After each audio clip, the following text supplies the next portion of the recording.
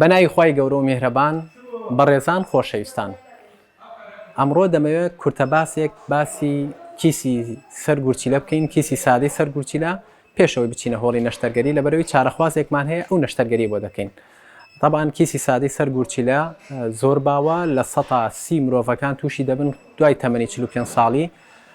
هیچ پێویست بە چارەسەر ناکات تەنها چاودێری نەبێ ئللا لە چەند حاڵەتێکە ئەگەر هاتوو کیسەکە ئەوەنە قەبارەی گەورە بوو فشاری خستووە سەرگورچیلە و ئازاری بۆ دروستکرد بوو بۆ چارەخوازەکە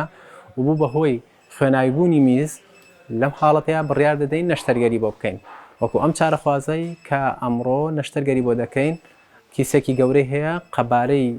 8 سانتیمە فشاری خستۆتە سەر گورچیلەی و ناڕەحەتی کردووە ڕێگای نەشتەرگەریەکە پێشووتر لە ڕێگای هەڵدڕینەوە دەکرا بەڵام خۆشبەختانە ئێستا لە ڕێگای هەناوبینینەوەیە تەنها لە ڕێگای سێکونەوە کیسەکەی بۆ دەرێنین بە هیوای سەلامەتی بۆ چارەخوازەکەمان.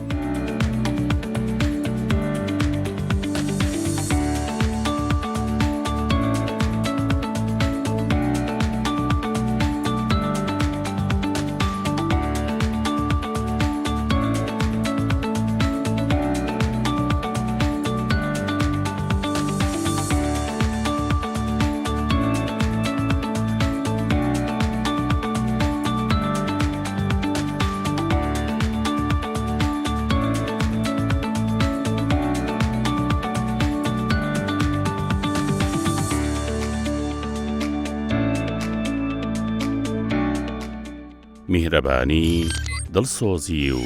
لێزانی